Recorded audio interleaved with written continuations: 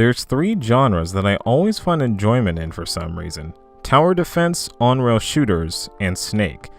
I couldn't tell you why, honestly, but there's something so addicting about these genres. And funny enough, alongside my favorite genre, RPGs, those three genres are ones that I'm always in the mood for. So, when I caught wind that there was a Snake game that I can get on my Vita, I had to try it out. And that leads us to Pix The Cat, a 2014 game about a cat collecting ducklings and rescuing them by dropping them off at designated spots. It's weird and sounds simple enough, but it's got more to it than it may seem on the surface. So, let's not waste any more time and just get into it.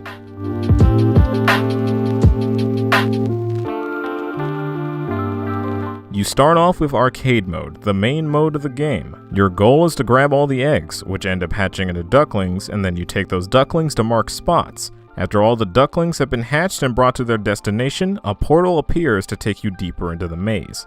As you play, your combo meter will gradually rise. As it raises, you'll get multipliers added to your score, and your speed will increase. Continue to play flawlessly and you'll enter Fever Time, where you are at max speed and can headbutt these skull enemies that can be in your way.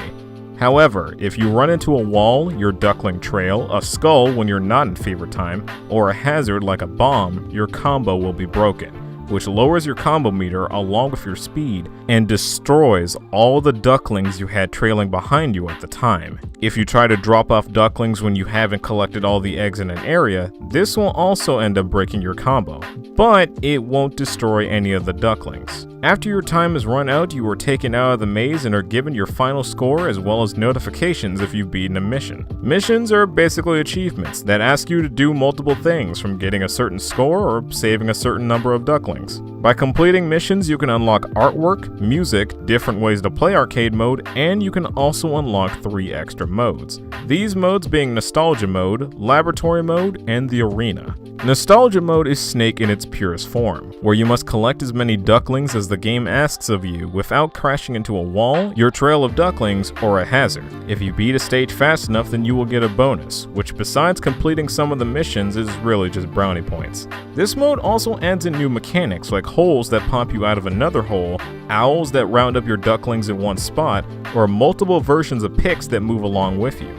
Laboratory Mode is probably my favorite. It's a puzzle-based version of Snake where instead of having free reign over your movements, you slide into whichever direction you choose, collecting cells and dropping them off at their designated spots. Besides crashing into hazards, the main way you can lose in this mode is attempting to drop off cells when you don't have all of them yet. But unlike the previous modes, there's no time limit here, leaving you with all the time in the world to plan your next move, and I don't know, the mellow vibe of this mode just resonates with me more, and ends up being really relaxing to play. It even brings in some of the mechanics from Nostalgia Mode, while also adding some mechanics of its own. Finally, there's Arena Mode, which funny enough isn't on the Vita version, which is fine. I wouldn't have had anyone to play this with anyways. But yeah, it's a mode where you can battle against your friends locally by blowing each other up with missiles and such. If that sounds like something you'd want, then get the PS4 or Xbone version. But for me, I'm good with what's here. Arcade mode is nice, hectic fun to run through every now and again, and Laboratory mode and Nostalgia mode have 100 stages and 70 stages respectively.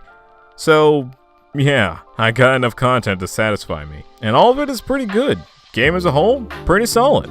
The only problems I can think of are load times, which are decently long, long enough to be noticeable. And I feel like the game could zoom in more when Pix is diving deeper into the mazes.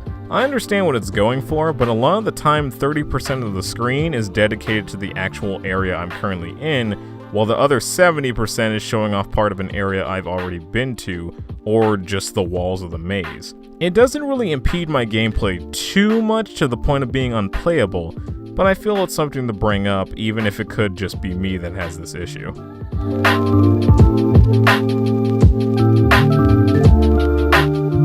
Pix the Cat is a fun game with a lot of depth and a lot of content in it. While the concept of Snake is one of the simplest game types out there, the creativity used to make all these unique takes on the genre is something that I need to give props for. It's a game that's easy to pick up and play, can give you hours of enjoyment with its oodles of content, and has a lot of fun with its visuals for each mode you can play. I especially like the rubber hose look of Nostalgia Mode. For a game that's $10 normally and has minor issues, I personally feel it's another good game you can add to your library. Though a snake isn't normally a thing that holds your interest for too long, you should wait for a sale, especially now around the holiday season. But either way, that is all I gotta say about Pix the Cat. As always, let me know what you guys think about this game, but only if you want to. Thank you all so much for watching, be safe out there, and I will see you guys next time. Take care.